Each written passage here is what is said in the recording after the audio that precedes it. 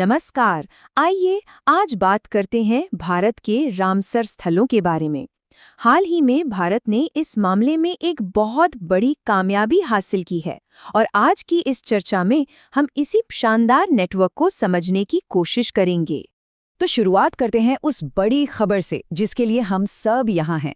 फरवरी 2024 तक भारत में रामसर स्थलों की कुल संख्या बढ़कर हो गई है 98। जी हाँ, 98। ये आंकड़ा पर्यावरण संरक्षण की दिशा में भारत के मजबूत होते कदमों की कहानी कहता है। और इस 98 के आंकड़े तक हम पहुंचे दो नए मेहमानों के साथ, उत्तर प्रदेश का पटना पक्षी अभयारण्य और गुजरात का छारी ढांड। इन्हीं दो नए स्थलों के साथ चलिए आज की बात को आगे बढ़ाते हैं। ठीक है, तो आज हम क्या क्या समझने वाले हैं?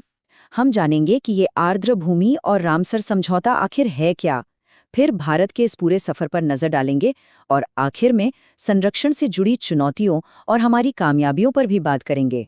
तो चलिए सबसे पहले बिल्कुल बुनियादी बातों से शुरू करते हैं। इस पूरी खबर को ठीक से समझने के लिए ये जानना बहुत जरूरी है कि आखिर ये आर्द्र भूमि यानी वेटलैंड्स होती क्या है और ये रामसर समझौता इतना अहम क्यों है। आर्द्र भूमि यानी एक ऐसी जमीन जो न तो पूरी तरह सूखी है और न ही पूरी तरह पानी में डूबी हुई।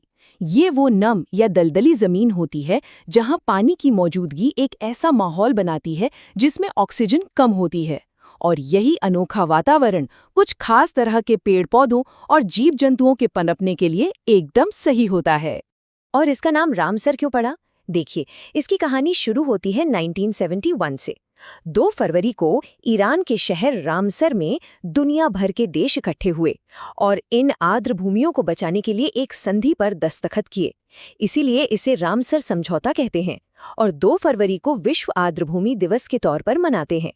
भारत इस मुहिम से आधिकारिक तौर पर 1 फरवरी 1982 को जुड़ा। और देखिए, इस साल की थीम भी कितनी गहरी बात कहती है, आर्द्र भूमि और पारंपरिक ज्ञान। यह हमें याद दिलाता है कि इन जगहों का संरक्षण सिर्फ नई तकनीक से नहीं बल्कि उस सदियों पुराने ज्ञान से भी जुड़ा है जो हमारी सांस्कृतिक विरासत का हिस्सा है। चलिए अब आगे बढ़ते हैं और भारत के सफर पर नजर डालते हैं। ये कहानी है आर्द्र भूमि संरक्षण के क्षेत्र में भारत की एक असाधारण प्रगति की। जरा इन आंकड़ों को देखिए, ये अपने आप में एक पूरी कहानी कहते हैं। साल 2014 में हमारे पास 26 रामसर स्थल थे और आज 2024 में ये संख्या 98 है। मतलब सिर्फ पिछले 10 सालों में 276% की जबरदस्त बढ़ोतरी। ये साफ दिखाता है कि भारत इस मुद्दे को लेकर कितना गंभीर है।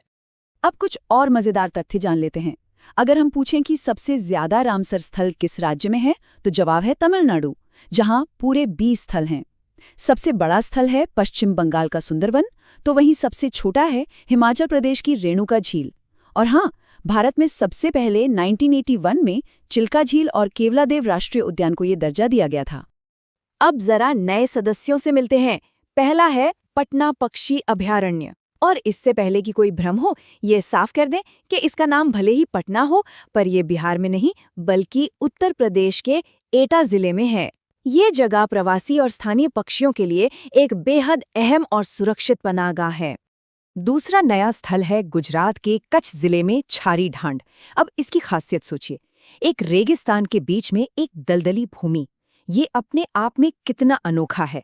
और ये चिंकारा, भेड़िए और कैरिकल जैसे कई दुर्लभ जानवरों का भी घर है। तो देखिए, किसी स्थल को रामसर का दर्जा मिल जाना एक बहुत बड़ी बात है, लेकिन कहानी यहीं खत्म नहीं होती। असल में असली काम तो इसके बाद शुरू होता है। यहाँ एक बहुत बड़ा सवाल मन में आता है, क्या रामसर सूची में शामिल होने का मतलब ये है कि वो जगह अब हर तरह के खतरे से पूरी तरह सुरक्षित हो गई है? इसका जवाब उतना सीधा नहीं है। और यहीं पर मॉन्ट्रो रिकॉर्ड की भूमिका आती है। इसे आप रामसर सूची के अंदर एक तरह की वॉच लिस्ट या रेड लिस्ट समझ सकते हैं। इसमें उन स्थलों को रखा जाता है जिन पर मानवीय गतिविधियों की वजह से खतरा मंडरा रहा है और जिन्हें बचाने के लिए तुरंत ध्यान देने की जरूरत है। तो फिलहाल भारत के 2 स्थल इस रिकॉर्ड में शामिल हैं। एक है राजस्थान का केवलादेव राष्ट्रीय उद्यान और दूसरी है मणिपुर की लोकटक झील। लेकिन यहाँ एक बहुत अच्छी खबर भी है। ओडिशा की चिल्का झील पहले इस रिकॉर्ड में थी, लेकिन बेहतरीन संरक्षण कार्यों के बाद उसे इस सूची से हटा दिया गया, जो कि एक बहुत बड़ी कामयाबी है। संरक्षण की इस कहानी में एक और बहुत ही दिलचस्प और सकारात्मक अध्याय जुड़ा है। अब सिर्फ वेटलैंड्स को ही नहीं, बल्कि उन पूरे के पूरे शहरों को मान्यता दी जा रही है जो अपनी आर्द्र भूमि को बचाने के लिए शानदार काम कर रहे हैं। और ये हमारे लिए गर्व की बात है कि दुनिया भर के ऐसे 74 मान्यता प्राप्त शहरों में से 2 शहर भारत के हैं। एक है झीलों के शहर के नाम से मशहूर राजस्थान का उदयपुर और दूसरा है स्वच्छता के लिए प्रसिद्ध मध्य प्रदेश का इंदौर।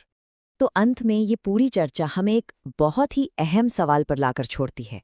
ये जो हमारी अनमोल प्राकृतिक विरासतें हैं, इन्हें बचाना सिर्फ सरकार की जिम्मेदारी नहीं है, ये हम सब का एक समाज के तौर पर साझा कर्तव्य है। तो अब सोचने वाली बात ये है कि इस बड़ी जिम्मेदारी में हम और आप अपना योगदान कैसे दे सकते हैं।